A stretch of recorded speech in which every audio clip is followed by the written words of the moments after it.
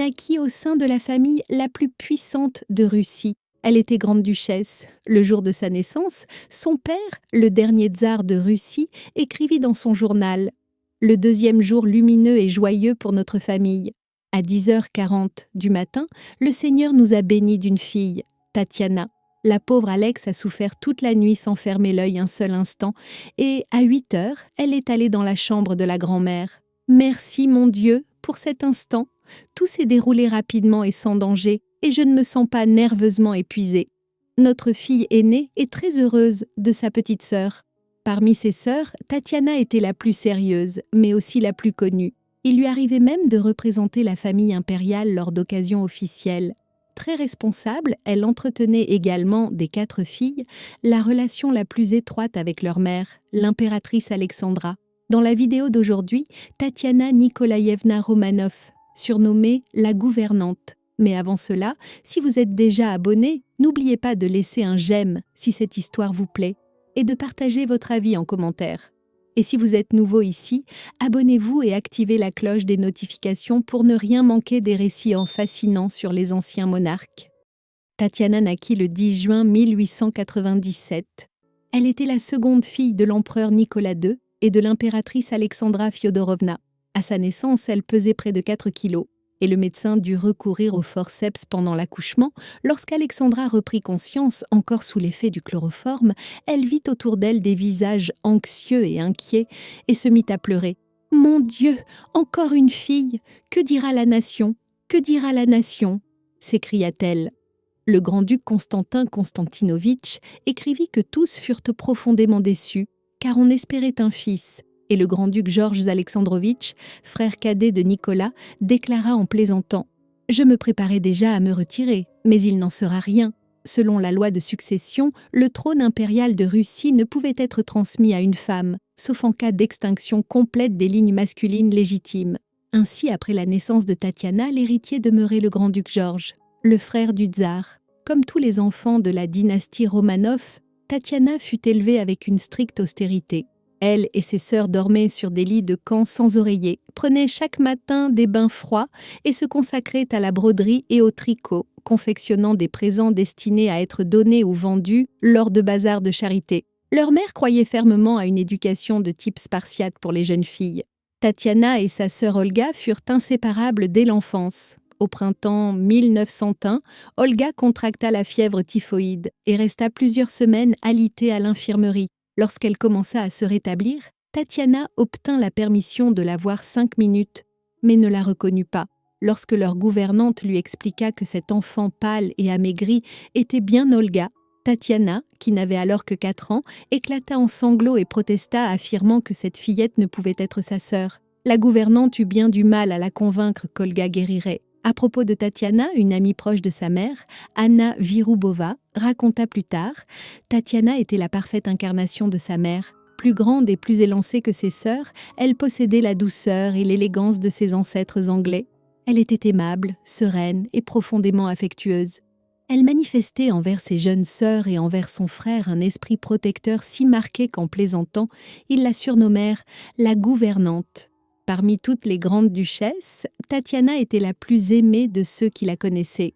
Et je soupçonne que dans le cœur de ses parents, elle était aussi la plus tendrement chérie.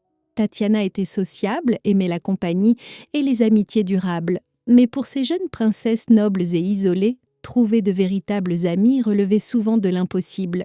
La tsarine craignait que ses filles ne soient influencées par les jeunes filles gâtées de l'aristocratie, dont les esprits, dès leur plus jeune âge, se nourrissaient de frivolité et parfois d'autres vices propres à une société en pleine décadence.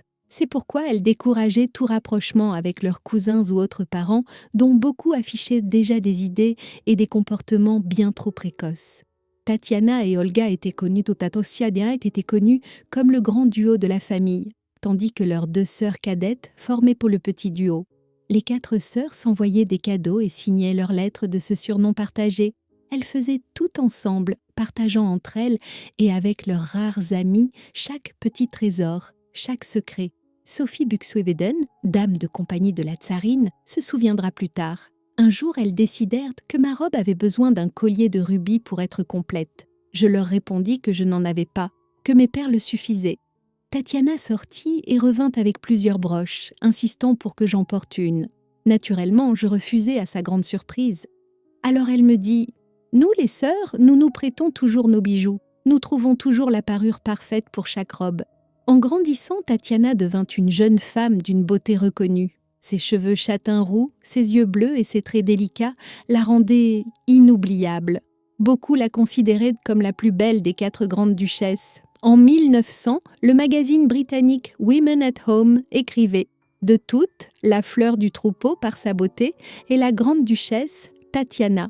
Elle entretenait également une relation très proche avec ses frères, surtout avec le jeune Alexei Romanov, atteint d'hémophilie et souvent malade. Tatiana se dévouait à lui avec une tendresse presque maternelle, le soignant et le réconfortant avec patience. Elle adorait la mode et tout ce qui concernait les nouvelles tendances. Elle lisait des magazines, aimait les parfums et les robes. On disait que n'importe quel vêtement, aussi vieux ou modeste fût-il, paraissait élégant sur elle. Elle avait un goût naturel, un sens inné du style, et elle savait qu'on l'admirait. Douée pour la broderie et le crochet, elle était aussi une excellente coiffeuse. Elle arrangeait sa propre chevelure, celle de ses sœurs et même celle de sa mère, avec la précision d'une professionnelle. Quant à son caractère, Tatiana était une leader née, pratique, ordonnée et dotée d'un esprit d'organisation impressionnant. Ses frères et sœurs, qui l'appelaient la gouvernante, l'envoyaient souvent parler à leurs parents lorsqu'ils désiraient obtenir quelque faveur. Bien qu'Olga fût l'aînée, elle n'entrait jamais en rivalité. Elle acceptait paisiblement que Tatiana prenne les devants. En 1905, Pierre Gilliard fut engagé comme précepteur de la famille impériale pour instruire les enfants du tsar, en commençant par les 2 aînés, Olga et Tatiana. De cette dernière, il écrivit qu'elle était réservée et équilibrée, moins ouverte et spontanée qu'Olga, mais incroyablement travailleuse et dévouée. Le colonel Eugénie Kobylinski, chargé de la garde de la famille à Tsarskoye Selo, puis à Tobolsk, affirmait que Tatiana n'éprouvait qu'un intérêt limité pour les arts et qu'elle aurait peut-être été plus heureuse si elle était née garçon. Pourtant, elle était la plus sociable des 4 sœurs, même si elle ne comptait que très peu d'amis et qu'aucune jeune fille de son âge n'avait jamais été invitée au palais. Tatiana aspirait à avoir des compagnes de son âge, mais sa position élevée et le mépris de sa mère pour la société limitaient sa vie sociale. Elle était également la plus connue des sœurs, grâce à son tempérament vif et à son profond sens du devoir. Comme sa mère, Tatiana était profondément religieuse. Et de toutes ses sœurs, elle était la plus proche d'Alexandra. Beaucoup la considéraient comme la fille préférée de l'impératrice. Le précepteur de français écrivait que ce n'était pas que les autres sœurs aimaient moins leur mère, mais que Tatiana était celle qui la comprenait le mieux, l'entourant toujours d'une attention infatigable. Quant au tsar, on disait qu'il aimait Tatiana avec une dévotion particulière et que tous deux partageaient de nombreux points communs. La reine Victoria avait transmis le gène de l'hémophilie à sa fille Alice, qu'il avait à son tour légué à sa fille, l'impératrice Alexandra Fyodorovna. Nous savons tous que le tsarévitch Alexei souffrit terriblement des conséquences de cette maladie au cours de sa courte vie. Mais ce que l'on mentionne rarement, c'est que Tatiana et ses 3 sœurs étaient également de potentielles porteuses du même gène. Sa tante paternelle, la grande duchesse Olga Alexandrovna de Russie, raconta que Maria, la plus jeune sœur de Tatiana, souffrit d'une hémorragie grave lors d'une opération des amygdales en décembre 1914. Le chirurgien s'alarma tellement que la tsarine dut insister pour qu'il poursuive l'intervention. Olga Alexandrovna affirma également que ses 4 nièces saignaient plus que la normale et étaient porteuses du gène de l'hémophilie. Les porteuses de symptomatiques ne développent pas la maladie à proprement parler, mais peuvent de présenter certains signes, comme un niveau de coagulation anormalement bas, entraînant des hémorragies plus intenses. En 1911, un événement terrible marqua à jamais Tatiana et Olga.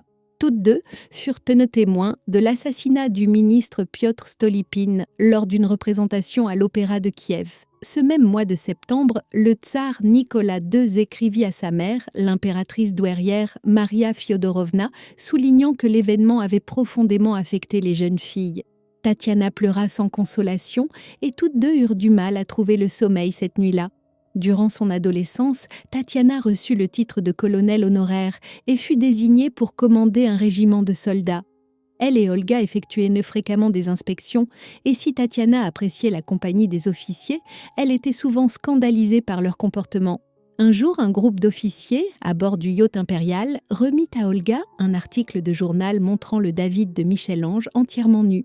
Indignée, Tatiana, âgée de 14 ans, écrivit à sa tante, la grande-duchesse Olga Alexandrovna, pour raconter l'incident, ajoutant que, loin de s'offusquer, sa sœur Olga avait éclaté de rire.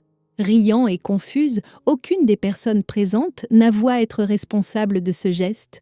Peu de temps après, Tatiana tomba malade et dut rester alitée, mais elle supplia sa mère de lui permettre de sortir pour voir un soldat dont elle s'était éprise. Dans une lettre, elle écrivit « J'adorerais assister à l'inspection de la 2e division, puisque je suis la 2e fille, et Olga fut la première. Alors maintenant, c'est mon tour. Oui, maman, et dans la 2e division, je verrai celle que je dois voir. » Tu sais de qui il s'agit. On raconte que le roi Pierre Ier de Serbie souhaitait que Tatiana devienne l'épouse de son fils cadet, le prince Alexandre. En janvier 1914, le premier ministre serbe remit au tsar, Nicolas, une lettre dans laquelle le roi exprimait son désir que son fils épouse l'une des grandes duchesses. Nicolas avait déjà remarqué que le jeune prince regardait Tatiana avec insistance lors des banquets familiaux au cours de ses récentes visites à Saint-Pétersbourg. Il est également dit que la maison Windsor envisagea de l'unir au prince de Galles, le futur Édouard VIII, qui confessa avoir été impressionné par sa beauté et par la tendresse avec laquelle elle s'occupait de son jeune frère. À cette époque, ses parents commençaient à considérer certains prétendants potentiels des cours européennes. Mais toutes ces conversations s'interrompirent avant même de commencer, car le déclenchement de la Première Guerre mondiale allait bouleverser à jamais le destin des Romanov. Lorsque la Grande Guerre éclata, Tatiana devint infirmière de la Croix-Rouge aux côtés de sa mère et de sa sœur Olga. Beaucoup remarquèrent que Tatiana était presque aussi habile et dévouée que sa mère, se plaignant seulement que, en raison de sa jeunesse, on la tenait à l'écart des cas les plus difficiles. En septembre 1914, elle fut nommée patronne d'un comité d'aide à la guerre appelé Comité Tatiana. Tatiana était profondément patriote. Le 29 octobre 1914, en pleine guerre, elle présenta ses excuses à sa mère pour avoir méprisé les Allemands devant elle, expliquant qu'elle ne pensait à eux qu'en tant que Russes et avait oublié que la tsarine était née en Allemagne. La tsarine Alexandra répondit qu'elle souffrait des rumeurs du peuple russe concernant ses liens allemands, puisqu'elle se considérait entièrement russe. Dmitri Yakovlevitch Malama, officier de la cavalerie impériale russe, rencontra Tatiana lorsqu'il fut blessé en 1914 et il semble qu'un lien romantique naquit entre eux. Cette même année, il lui offrit un bulldog français qu'elle nomma Ortipo. Dans une lettre à sa mère, Tatiana écrivit « Pardonne-moi pour le petit chien. Pour être honnête, lorsqu'il m'a demandé si je voulais l'avoir et qu'il me le donnait, j'ai répondu immédiatement oui. Te souviens-tu que j'en ai toujours voulu un ? Ce n'est qu'après, une fois rentrés à la maison, que j'ai pensé que peut-être cela ne te plairait pas que j'aie un chiot. Mais j'étais si heureuse à cette idée que j'ai tout oublié le reste. » Pourtant, une figure énigmatique occupait une place centrale au sein de la famille impériale. La tsarine Alexandra faisait une confiance profonde au conseil de Grigori Raspoutine, un paysan russe errant, considéré par beaucoup comme un homme saint. Elle croyait que ses prières pouvaient sauver le tsarévitch malade. Tatiana et ses frères et sœurs le voyaient également comme un ami précieux et lui accordaient une confiance totale.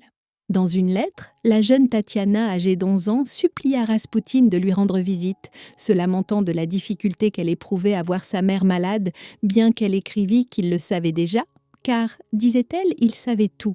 Sofia Ivanovna, l'une des gouvernantes des princesses, fut horrifiée en découvrant que Raspoutine avait accès à la chambre des filles alors qu'elles ne portaient que leurs chemises de nuit et demanda qu'on lui interdise l'entrée. Elle raconta à la grande-duchesse Xenia que Raspoutine visitait Olga et Tatiana même avant qu'elles-mêmes n'arrivent le matin pour s'occuper d'elles. Il parlait avec elles et les caressait également. Les sœurs cachèrent la présence de Raspoutine à cette gouvernante et craignaient d'en parler devant elle. Tatiana percevait la tension et redoutait la réaction de sa mère face aux actions de Sofia.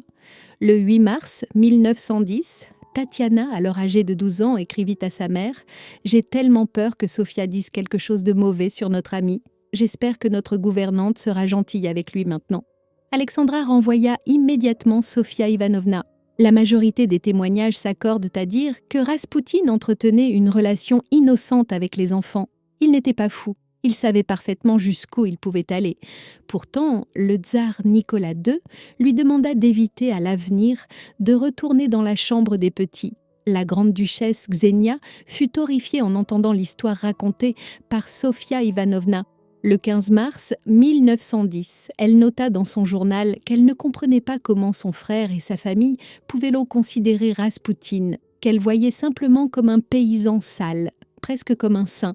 Maria Vishniakova, une autre gouvernante des enfants royaux, avait d'abord une bonne opinion de Raspoutine, mais finit par être déçue. Au printemps 1910, elle déclara que Raspoutine l'avait violée, mais la tsarine refusa de la croire. Pour Alexandra, Raspoutine était un saint. Elle renvoya également Maria Vishniakova. Des rumeurs malveillantes circulaient, affirmant que Raspoutine aurait séduit la tsarine et les 4 grandes duchesses. Il avait lui-même rendu publiques les lettres qu'elle lui avait envoyées. Bien que ces messages fussent innocents, emplis de gratitude et de dévotion, ils alimentèrent les commérages sur de prétendus scandales. Il existe une théorie que beaucoup considèrent comme une légende urbaine inventée par le peuple russe, selon laquelle Tatiana aurait été présente lors de l'assassinat de Raspoutine, déguisée en lieutenant pour se venger d'une tentative de viol. Mais la seule certitude est que les 4 grandes duchesses furent profondément bouleversées en apprenant sa mort. Elles étaient réunies, serrées sur un canapé, lorsque la nouvelle leur parvint, et plus encore, il semblait qu'elles pressentissaient l'agitation politique qui allait éclater. Raspoutine fut enterré avec une icône signée au dos par Tatiana, sa mère et ses frères et sœurs, mais c'était des temps de guerre, et le pays sombrait dans la misère. Elles poursuivirent leur mission d'infirmières à la Croix-Rouge, et à mesure que Tatiana grandissait et devenait adulte, elle assumait de plus en plus de fonctions publiques, dirigeant des comités et des œuvres de bienfaisance. Pourtant, elle restait une jeune fille naïve. Enfant, elle fut surprise de découvrir que sa gouvernante recevait un salaire pour s'occuper d'elle. Lorsque la gouvernante lui dit « Tu m'as vu toucher mon argent chaque mois ?» Tatiana répondit avec innocence « J'ai toujours cru que c'était un cadeau pour toi. » Pendant la Révolution russe, en 1917, la famille fut arrêtée et, dans un premier temps, confinée à Tsarskoye-Selo. Elle fut ensuite transférée dans des résidences surveillées à Tobolsk, puis enfin à Ekaterinbourg, en Sibérie. Ce changement brutal de circonstances et l'incertitude pesèrent sur Tatiana autant que sur le reste de sa famille. Elle se sentait triste, désemparée, privée de tout but. Tatiana tenta d'intercéder pour sa mère, écrivant le 8 mai 1917 à une amie infirmière pour lui demander pourquoi ses collègues ne communiquaient pas directement avec la tsarine Alexandra. L'amie nota dans son journal que bien qu'elle regrettât profondément la situation de la famille impériale, elle ne pouvait écrire directement à la tsarine qu'elle tenait responsable de la révolution.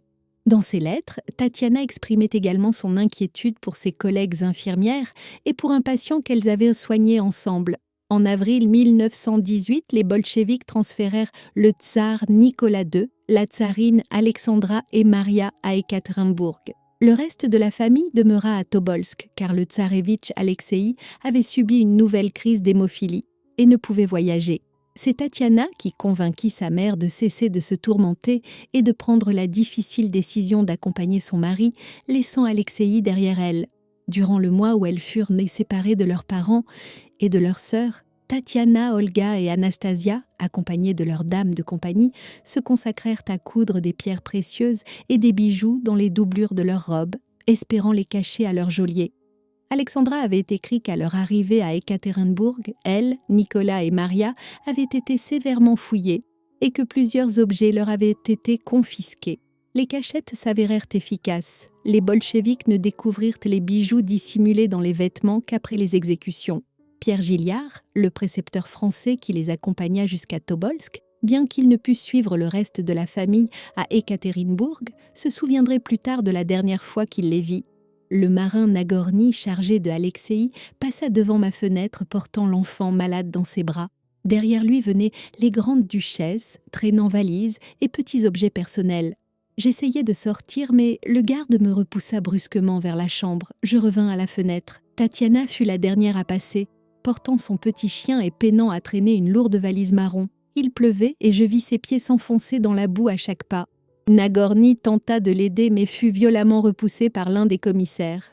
À Ekaterinbourg, Tatiana se réunissait parfois avec ses sœurs cadettes pour échanger quelques mots avec certains gardes pendant l'heure du thé. Il leur demandait des nouvelles de leur famille et parlait avec enthousiasme d'une éventuelle nouvelle vie en Angleterre lorsque viendrait le jour de leur libération. Un jour, l'un des gardes se laissa aller à une familiarité excessive et raconta une plaisanterie de mauvais goût devant les grandes duchesses. Horrifiée, Tatiana quitta la pièce en courant, tandis que sa sœur cadette Maria réprimandait les gardes pour leur langage inapproprié. Peu après, lorsqu'un nouveau commandant fut nommé à la maison Ipatiev, la famille fut complètement isolée des gardes et les règles de leur confinement devinrent encore plus strictes. Tatiana, toujours agissant en leader naturel du groupe, était fréquemment envoyée par ses parents pour parler aux gardes, poser des questions sur les règles ou s'informer de ce qui allait leur arriver ensuite. Elle passait de longues heures aux côtés de sa mère et de son frère malade, leur lisant pour les distraire ou jouant avec Alexei pour soulager sa douleur. À la fin juin 1918, elle mit à profit ses connaissances en soins infirmiers pour administrer une injection de morphine au docteur Evgeny Botkin, qui souffrait de violentes douleurs rénales. Le 14 juillet 1918, des prêtres locaux d'Ekaterinbourg célébrèrent un office privé pour la famille. Le lendemain, les sœurs se réveillèrent de bonne humeur. Le 16 juillet au soir, dernier jour complet de sa vie, Tatiana s'assit aux côtés de sa mère et, ensemble, elles burent à la Bible. Comme l'a noté Alexandra dans son journal, plus tard, mère et fille se contentèrent de converser simplement. Lors du dîner de cette nuit-là, Yakov Yurovsky, chef du détachement, entra dans la chambre et annonça que le jeune aide-cuisinier, compagnon de jeu d'Alexei, devait rassembler ses affaires et rejoindre un membre de sa famille qui le réclamait.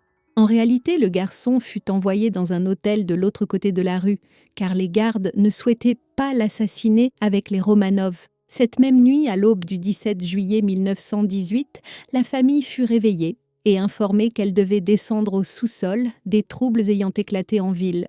Pour leur sécurité, ils quittèrent leur chambre en emportant coussins, sacs et autres objets pour rendre la descente plus confortable pour Alexandra et le jeune Alexei. La tsarine, qui avait demandé des chaises pour elle et son fils, s'assit à sa gauche. Ils y restèrent près d'une demi-heure, le temps des préparatifs finaux. Puis Yurovsky entra, leur ordonna de se lever et lut la sentence d'exécution. La première rafale ne tua que le tsar, la tsarine et 2 domestiques, blessant la grande-duchesse Maria, le docteur Botkin et la suivante de l'impératrice. Les tireurs durent quitter la pièce à cause de la fumée épaisse et des gaz toxiques de leurs propres armes.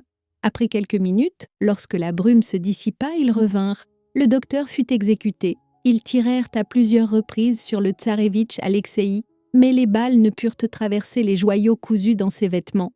Ils tentèrent alors de le poignarder à la baïonnette, sans succès. Enfin, Yurovsky lui tira 2 fois dans la tête. Puis ils s'approchèrent d'Olga et Tatiana recroquevillées contre le mur, s'agrippant l'une à l'autre et criant pour leur mère.